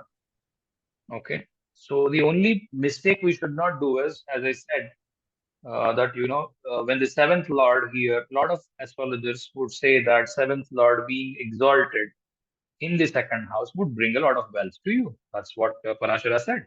Seventh lord in the second house, exalted Jupiter. Yes, It's going to give you huge wealth. I'll not stop there. I would always look at what Parashara said in the first chapter. Before even Parashara started, he said these are the nakshatra deities. Please have a note of these deities and understand them. That's what I'm trying to do now. So the deity is of Sarpa. So the moment I see Sarpa, and also in a fight, okay, because Sarpas are interested in fights. The moment Sarpas get into a fight, it means that there is a loss, right? I hope you got what I'm trying to say. Yeah.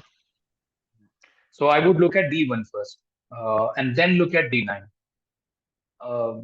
It's not easy to find it out easily. I mean, I know that this person has a paralysis thing.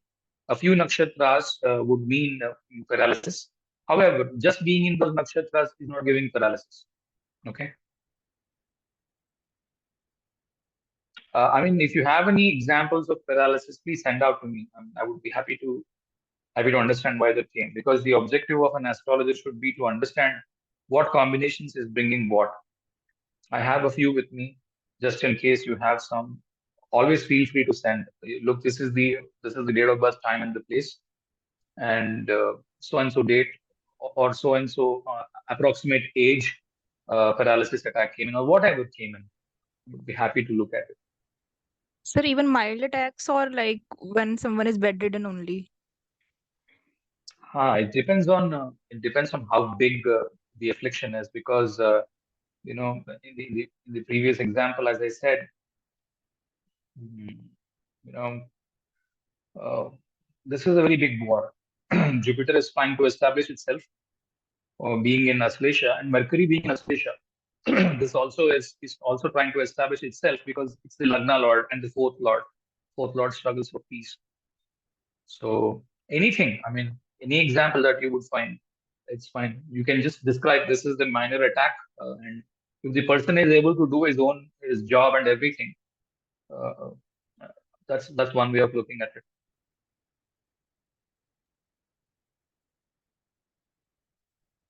Okay, sir, I will send you one example. Please. Okay, so this is another one which has Aslesha, the fifth lord. If you see the fifth lord, I'm just giving you the details here. So anybody who needs a different kind of a chart, they can populate it for themselves. The fifth lord is Mars. It's here in the Lagna. Okay, fifth lord is Mars. It's in the Lagna, Aslesha. Lagna is also in Aslesha. So this woman could not bear children. There is a problem with the fallopian tubes. They were blocked, and that was the result for Aslesha. Although I have dealt with the childlessness in detail in the previous video. One can go through it if somebody has questions. And just not merely having the fifth lord in the Aslesha is going to give you a bad result. No. Fifth lord in the Aslesha can give you excellent result. The child has achieved great achievements like Garuda. So, however, in either cases, if the mother gets a child, she's very protective and very careful about the child. Okay. And interestingly, this woman has another twin sister, about 10-15 minutes elder to this woman, and her lagna is not in Aslesha. So it took a little time for her to bear children, but she could still get children. Whereas this lady could not bear any children because the fallopian tubes are blocked. Okay.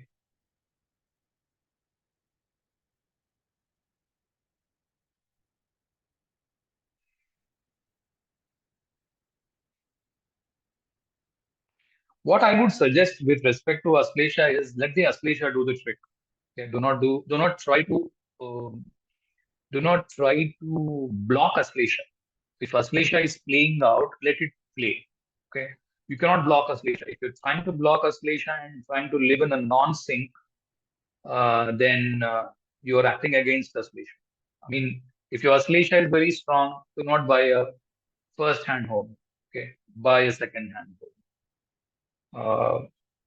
And if the Aslesha is very strong, do not give up on tit for tats. Try to live for it. Okay. Do not try to go against the star. Okay. These are some of the remedies for Aslesha, because they're trying to live for the love-hate thing. They want to live only on that.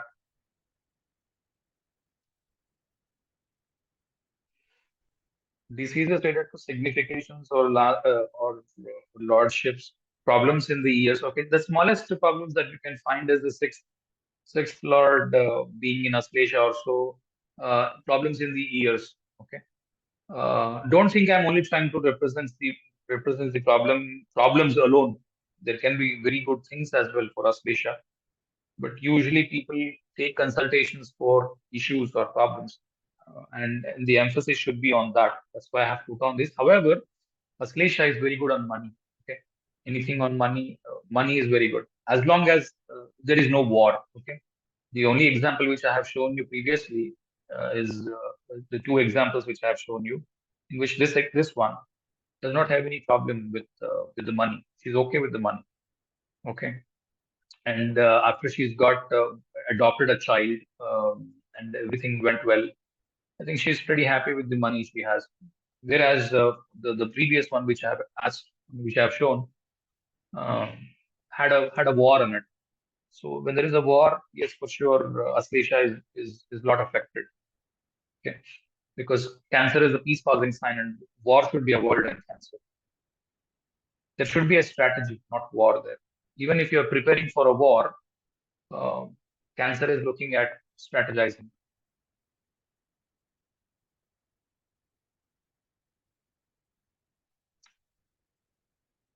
So seventh house, seventh lord, seventh dispositors, etc., being placed there. Wife keeps constantly complaining. Look, I'm doing too much of work. There are your old parents are there. I'm like, bonded labor for them. Why not you find a solution for this? There can be some complaints like this. Or she's working in a bank, or she's working in a petrochemical industry, and things like that. Okay. However, she's very dutiful. That much I can say. She's very dutiful. She is happily accepting the slavery. However, every now and then, maybe in about once in a year or so, she may keep complaining that look, this looks like a very huge task on me. I'm trying to do too many things, and there is no escape out of Aslesha. You have to sync to what Aslesha is offering. You cannot go against Aslesha. Okay, because if you go against Aslesha, Aslesha is going to bite you.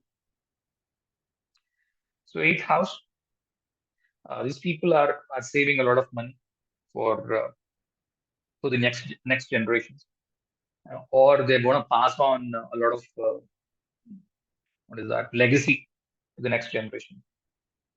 Like somebody is an actor, he's trying to pass a lot of legacy to the next generation.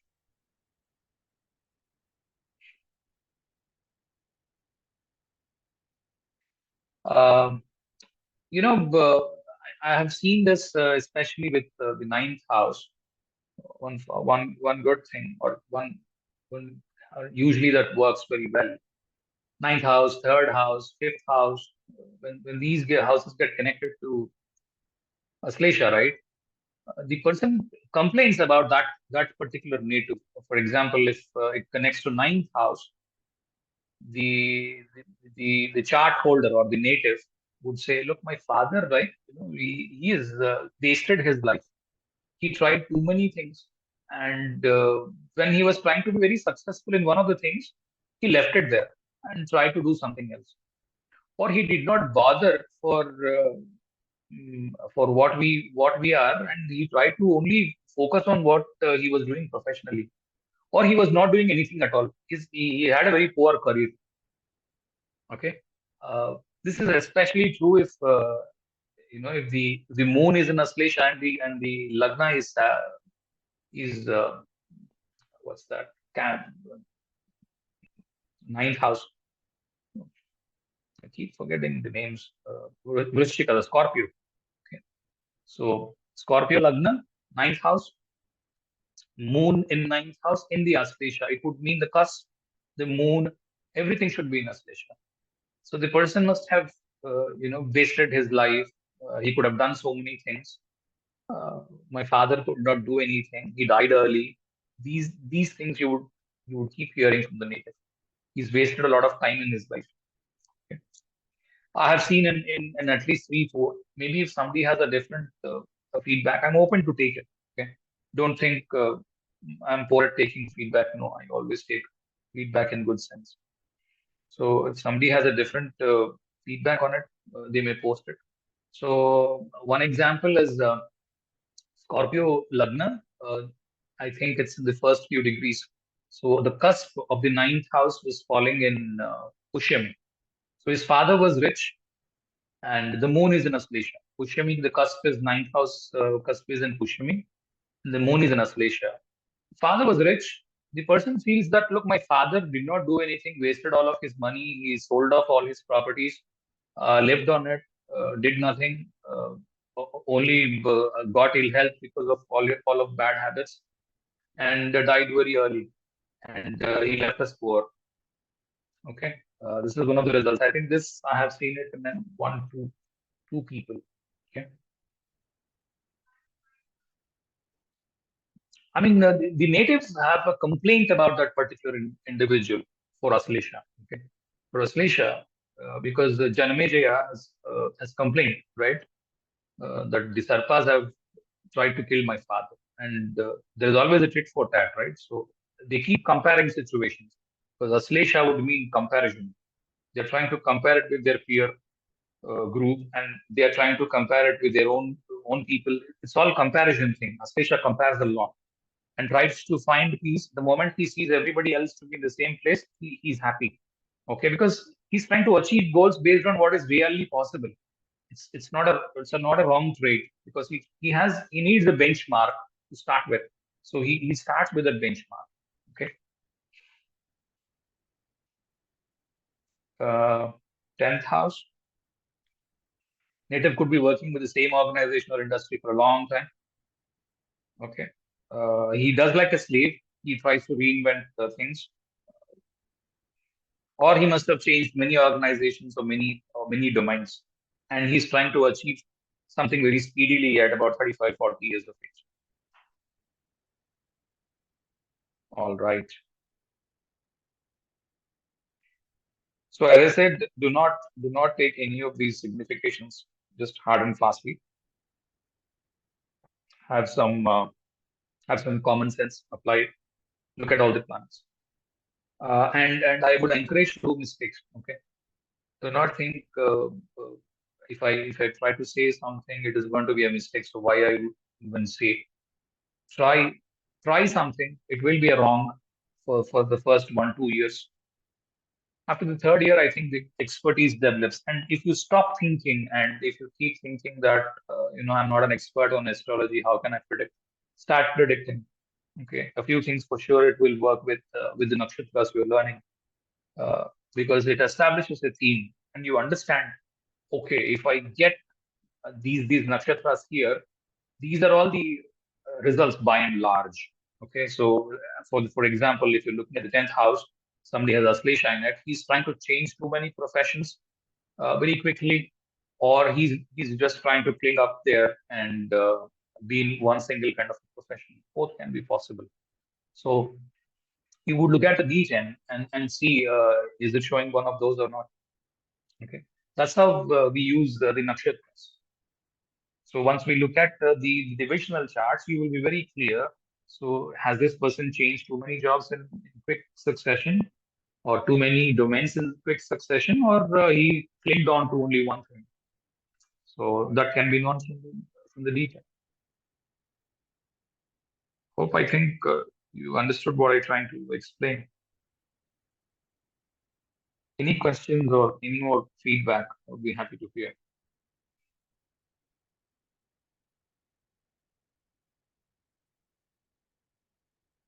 Or did I miss out anything which I have taught you in the Telugu lecture? Did I miss out something? Usually, what's happening to me is I'm teaching a little differently in Telugu, and some other points I'm trying to cover in the English class.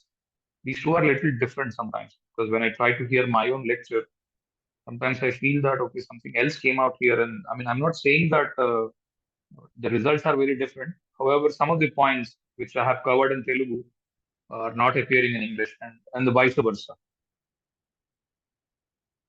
So if I had missed out anything on the Aslesha from the Telugu side, anybody wants to add up, I'll be happy to hear. Okay. Any feedback, anybody? So is anybody saying that none of the, yes, go ahead, madam. Sir, can we say that because the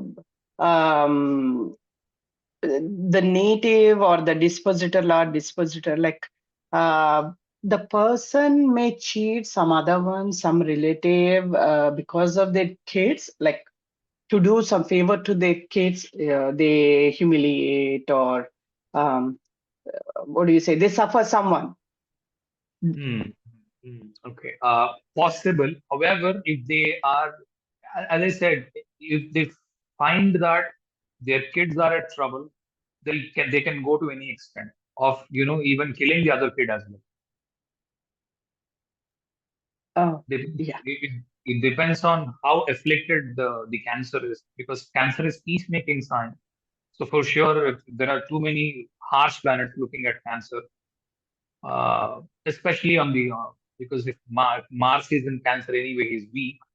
However, it depends on the lagna as well. So if he's trying to be a lord of a bad house, like an eighth house or something, and being there, and Saturn aspects it, or in the divisional charts of the seventh house, if it happens to be a Venusian D7 lagna, because Venusian are very protective, right?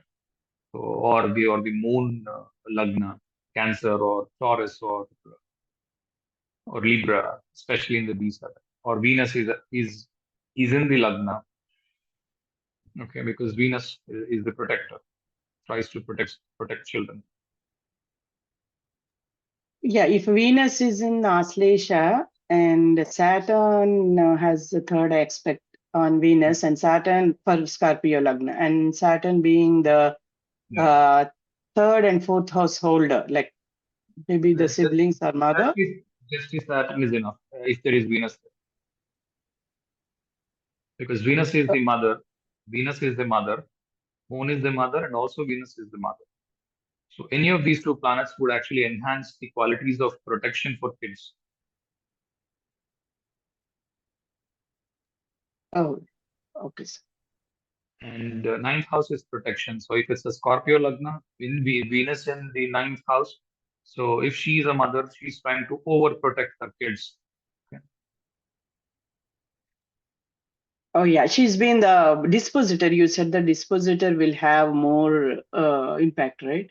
Yeah, one is Saturn being the dispositor thing, and also look at the theme playing out. So the theme of the nakshatra is children and mother.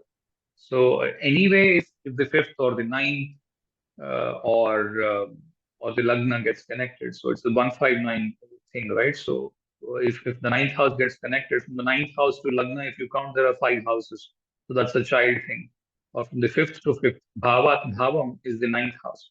So even if it is not the dispositor, if the theme connects to a house, because the theme of this nakshatra connects to children, right? So children is the fifth house.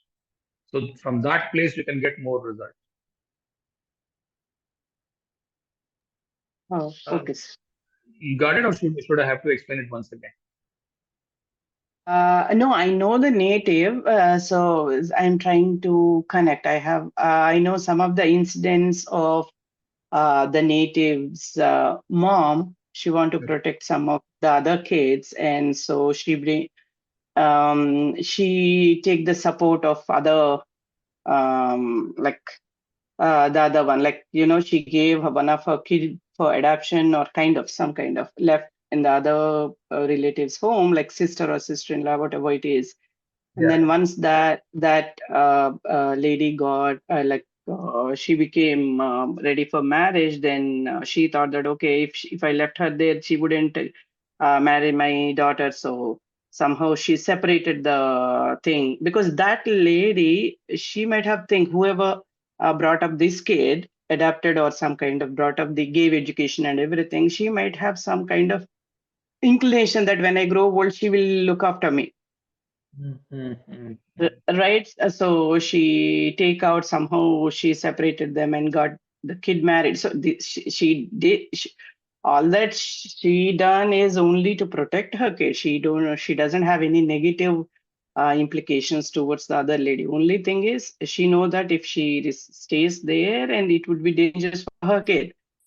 So that's what I'm thinking. And she is being in this person's chart, she is being the fourth house mother, Saturn for Scorpio, and she is in seventh house, in Taurus. Taurus. Yeah, Taurus, and in Mrugashira. And you said that is also protector. And she is looking, Saturn is aspecting with third aspect the Venus in moon with Aslesha. In Aslesha in the moon sign, so Cancer. So I'm thinking maybe we could see, can we connect in that way, Yeah. or Yeah, it's connected right now. Now it's very connected. What you said is right.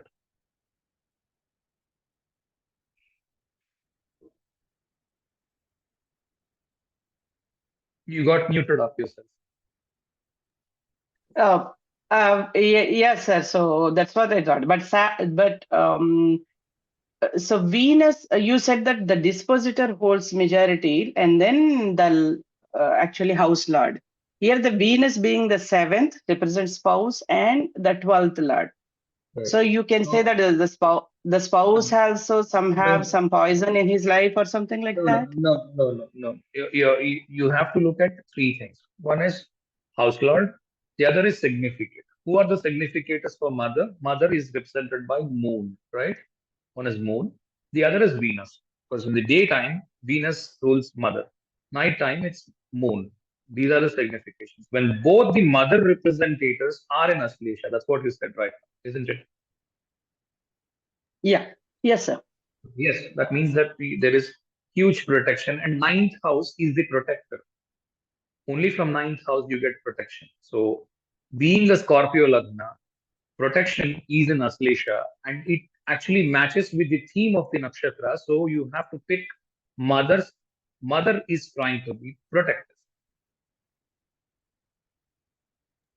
Oh, okay. Yeah. Okay, that's what I'm saying. So you cannot be taking things in hard and fast. Sometimes the yoga maya takes over. The moment you master the moment you master the lordships and the dispositors rule, the yoga maya takes over, and it says, okay, I'll throw you a different challenge. Now come up and say, I've got moon and Venus now. Now tell me what happens. Okay. Yes. All right. So, any more questions, suggestions? Is there anything which had to be told I've missed out or anything? Anybody can give me a feedback. Okay. Thank you. You've been patiently hearing from me. I'm not very sure if my the lessons are making some sense. Sometimes I keep repeating my sentences just for the sake that uh, they make an impression on you. So do not think I'm trying to teach the same thing over and over again. I would always recommend to go back to the lecture at least 2, 3 times, and none of the significations of the nakshatra are easy. They are going to take a longer time because you need to give reason to it. Okay, so that's why I'm giving all these stories here. You have to the reason for the signification is all explained in the story. What a lot of people do is they just don't give you any of the stories. They'll just give you the traits. It's impossible with just giving traits without explaining the reason behind it. It becomes very impossible. So I'm not trying to protect the content or anything. Whatever I have made out of myself, listening to many videos, also contemplating into what I have heard, made my own points. A lot of points are self-made. There are a few points can definitely be a copy from others' videos because those are the traits.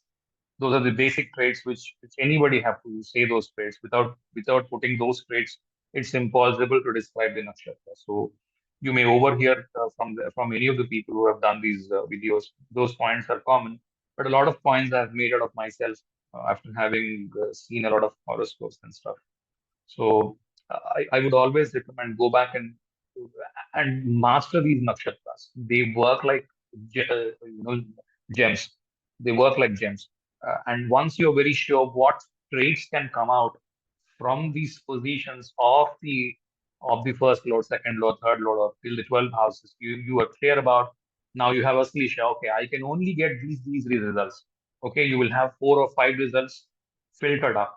Now you will keep looking for which of the result is coming in the divisional chart. That makes your job like very easy, and you can pinpoint to things. Okay. Thank you, one and all, for.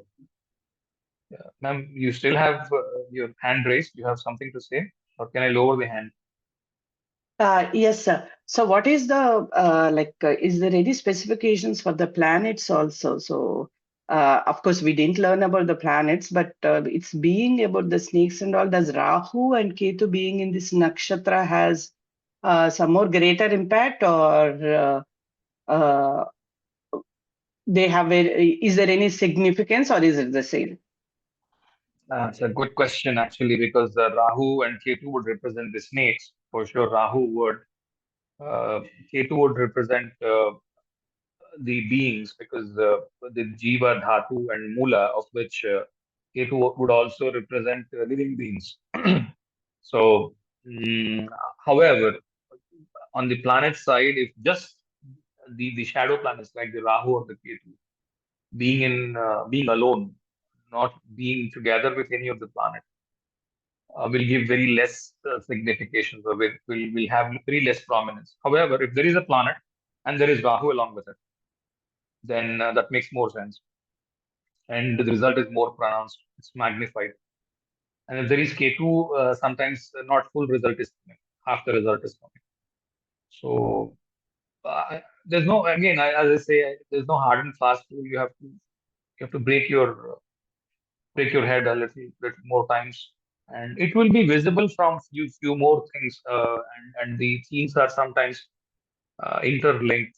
Like what appears in Bharani may be visible in Mula as well. Okay, what appears in Mula may be visible in Chitra as well. So even if you miss out one thing, the other thing is trying to help you out with the Nakshatra theme. So we will slowly connect into one another. But if you ask me as a straight question, if I have to answer it to you in one sentence, Rahu being alone or Ketu being alone will give you a very less result or insignificant result. Whereas if Rahu and Ketu are together with the planets, because the shadow or they are the multipliers or the breakers, they need some solid thing for them to act. Yes, sir. So, yeah, I was wondering, you said that the sun, moon, and lagna are the triparts of life.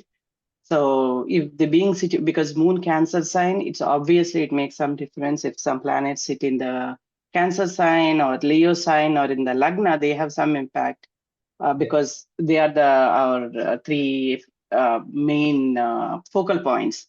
So what I'm thinking is if moon Ketu Aslesha means moon Cancer sign, right? Means so if a Rahu or Ketu are in the moon, then so it might make some difference because the moon Leo, Cancer, Leo, and Lagna have some.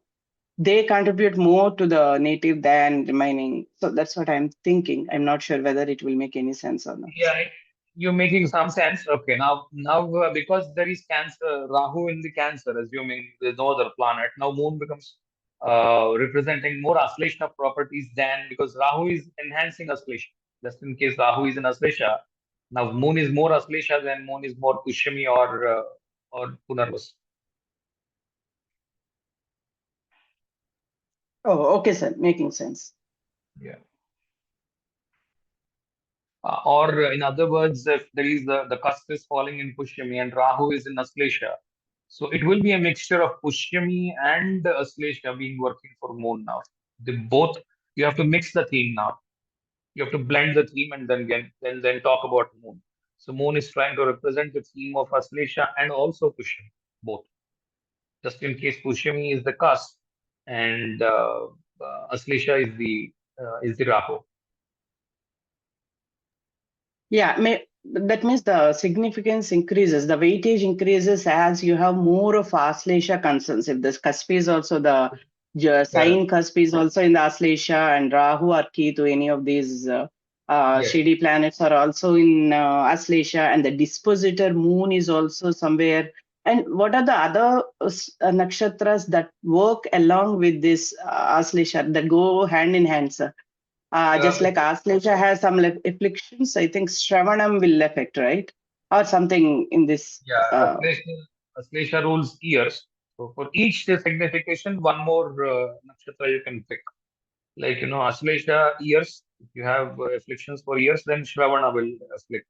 Shravana also will have some affliction. There will be some planet afflicting Shravana. Then only the hearing thing happens. But Shravana would mean hearing in Sanskrit. Even in whoever knows old Hindi or old Telugu, Shravanam would mean hearing. So if you have the ear problem, then you have both the Aslesha and the Shravanam being afflicted, being connected to the sixth or eighth or something like that. If it connects to both, then there is a long-term disease. If it's just the sixth, then there is a small disease which may need a small operation or something like that. If there is Mars involved, that makes it that gets into an operation, surgery. There's no Mars or Ketu involved, and there is no surgery. There would be a small issue with the ear, and things like that. If there is a paralysis thing, then yes, you can look at two things or three things. But one of the things for paralysis is the Aslesha, the snake not having legs, and the other one which I said about Bharani, in which there is a curse by the mother to Saturn. Sanjana, the mother has cursed Saturn to have a limping leg. Your legs are going to be, faulty. That's what is the curse received by Saturn. And also Revati, there is, in the future you would learn, right? Revati is there is a word called Vatsa. Vatsa would mean a son, or a child, or a kid, or a just born one. So how would a just born one would be dealt? He cannot move on his own. So he has to be lifted up and taken from here and there. He has to be transported by the mother only. He cannot walk on his own because he's just a just born child. So Vatsa would mean a great Raja Yoga wherein everything is coming to his doorstep. Or Vatsa can also mean there is a paralysis and somebody is trying to give everything to your doorstep because you're not able to move. So, the kind of whenever I get very fascinated with the way the rishis have just said four words. Just look at this word Vatsa. It can mean a Raja Yoga, like, there are 10 servants for you. You don't even have to move anywhere. Everything is coming to you, and you're eating and you're enjoying, and there is a lot of Lakshmi with you. A lot of money with you. The other way of looking at it is, you're old, you got into a paralytic attack, and you're not able to move, and somebody is coming and feeding you. Both would mean a Vatsa. Vatsa means a just born person or a child who cannot move. Okay, so when two three things are pointing out to the same thing, like the one which I said for the paralysis thing, if you look at this, the paralysis thing which I talked about, just look at the seventh lord as the Jupiter is in Aslesha. Look at the dispositor of the seventh lord. The seventh lord dispositor is in Bharani at 20th degree. So for sure there is something wrong with either the head. There is no hair on the head at 20th degree, or there is something wrong with the feet. He's not able to move properly. He's not able to walk properly. So there is something wrong with the legs. So there is also Aslesha. And the Jupiter is exalted. Most important than that, the planet is very strong. It means a stronger result is going to come. Okay, so a stronger result would mean a paralytic attack. Yes, sir. I could connect because, as I said earlier, the one of the Aslesha, one Venus is in Aslesha, so it is in ninth house, so it's aspecting the third house, and third lord is also aspecting with the third house, and this person got a hair loss, saying that water is in there in the ear nerves. They call it as Meniere's disease. So even you can so find out. Even if Yeah. you can find out based on the planets and the conjunctions. If you see Venus and the Moon, both represent water. They are the watery planets. Okay. So if the fourth lord also supports it, now you said fourth lord is aspecting it, right? Fourth lord would also mean water, right? Yes. So Yeah. everything is aspecting towards water in the years. And you know the funniest thing from this from these Scorpio, the third house would mean ears. By houses, third house would stand for arms and ears. For bhuja, that we call bhuja in Sanskrit, or bahu is the third house, or ears, jo Shravan hai, that is also in the third house. So third lord is also Saturn. Everything is pointing towards an ear problem. Okay. Yes. Yeah. Thank you, sir. The only request I would make is when you get to see these combinations, right? Don't jump in. The moment you see them, don't jump in and say you have this problem. Sometimes it may not be there, and it's not that easy to point out at a problem and say yes, you have this. No, it's not easy to say. And if you look at your own horoscopes, don't think if you've got something in Revati, you're going to get into paralysis. No, okay, 99.99% of the times, it is going to give you Raj Yoga. Okay, most of the times, Revati, Uttara, Bhadra, these planets are going to give you enormous wealth. Okay. Even Aslesha, for that matter. Even Bharani, I would say Bharani is an excellent star. If you follow Dharma and if you are on the righteous path without having to bother about anybody else like the Yamadharmaraja did, because Yamadharmaraja did not bother about anyone. He will not bother about anyone. He's only trying to execute the task given by Brahma to, these is the list of the papis coming into your hell, and these are the sins committed. That's what the Chitragupta will give, and these are the kind of punishments that they have to receive. And Yama is only there to ensure that these punishments are being received by the souls or not. He's not trying to intervene into anybody else's job. He's trying to do his job very righteously. As long as somebody is doing it, I think he would hit riches very, very easily. Planets in the Bharani are going to give you enormous wealth, riches, righteousness, and everything. Same is with the case of Aslesha. So my only request to the viewers, whoever is seeing this, is do not get carried away with the examples that I have shown. Aslesha is going to give you only bad results. No, for sure, Aslesha has very good results, which other people have just described. Somebody is working in an organization doing pretty well, although yes, he has some complaints that his peer group went ahead of him, but he had made his own choices and he's responsible for it. He know why he made those choices and he's happy for it. Okay, that's what Aslesha is overall. All right, I think thank you. Anybody else has questions? So I just have one question. Like, when you in terms of the children, so it could be like symbolism for, like, some people refer to their pets as their children as well. So does it apply to that also, So or pets, it should be yeah, human children only? pets would be seen from the significations of the sixth house. So the sixth house Okay. gets connected to Aslesha, or sixth house gets connected to Revati, both. So he's trying to treat his pets as into Aslesha. Sixth lord dispositor is an Aslesha. Pet is his kid. Or Punarvasu. Okay, sir. Pet is his kid. Okay, sir. Okay. Any planets in Cancer, you're trying to give motherly love to them. This is the simplest way of remembering a thing. So if your seventh lord is in Cancer, it means that you're trying to be a motherly person for your own husband. Okay. Seventh Okay, lord sir. is in Cancer. Seventh connections Cancer. You are trying to be a mother for your husband or your wife. You give a lot of motherly love to them. Okay, sir. Thank you.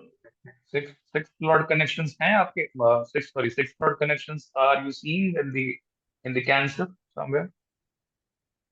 No, The question sir. is No, sir. No, sir. I just thought that maybe it would be possible. Actually, you don't have an example in your hand. You're just only trying to contemplate. Yes, sir. I was just thinking about myself. Acha, you treat your kid, your pet as a kid. Anyway, you're still young, so you're not married. So I don't think you should be looking at Aslesha significations right now. Apart from the career, I don't think anything will show up from Aslesha as long as you're not married. Okay, sir. Okay. Maybe it gets connected to Revati or somewhere from that place. Yes, sir. Can be Revati. I Revati. have son in Revati. You have son in Revati. What ascendant are you? Aries is ascendant. Bharani Aries ascendant. ascendant. Okay, your Mercury is also in Pisces. Yes, sir. Mercury is in Uttara Bhadrapada with Venus. Yeah, that's why you are. Yeah, so you have Revati connection to your sixth lord is in fifth, sixth lords are in Revati, right? Yes, fifth lord is in Revati Yeah, and one is sixth in lord Revati is and the in. other one is along with it. So there is a Revati influence for your sixth lord. That's why it is. Okay. Okay, sir. Thank you. Yeah. All right. Thank you. Thank you. Any questions? Thank you, Any sir. questions? Yeah. Any more questions? I'll wait another minute. I've got another minute. It's 8:59 here. So, Yeah. sir, Yeah. if sixth lord is, also represents servants, so we can expect like obedient servants working for, like if. Okay. Sixth lord can be servants. Okay. Like So even if a manager is having, he can completely trust his teammates. no, you're trying to confuse between two things. Okay. So if you're a manager and you have got subordinates, that's the fifth house. Okay. Subordinates are from the fifth house. The servants Okay.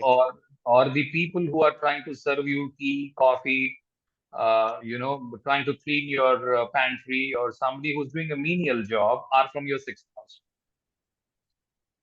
Somebody Okay. who can Okay. take up the job of yours once you get elevated to the next level is your fifth house. Okay. It Okay. means Okay. Understood. Okay. you are trying to be a manager, and the immediate guy, let's suppose you're on leave, you would entrust your job to that person. So he is your subordinate. He's not your servant. Servant is from the sixth house, who does menial jobs, and the subordinate is the fifth house. So if you're clear on that, then that would work. And Leo is also Makha and Purva Falguni. These are also your subordinates. Understood. Okay.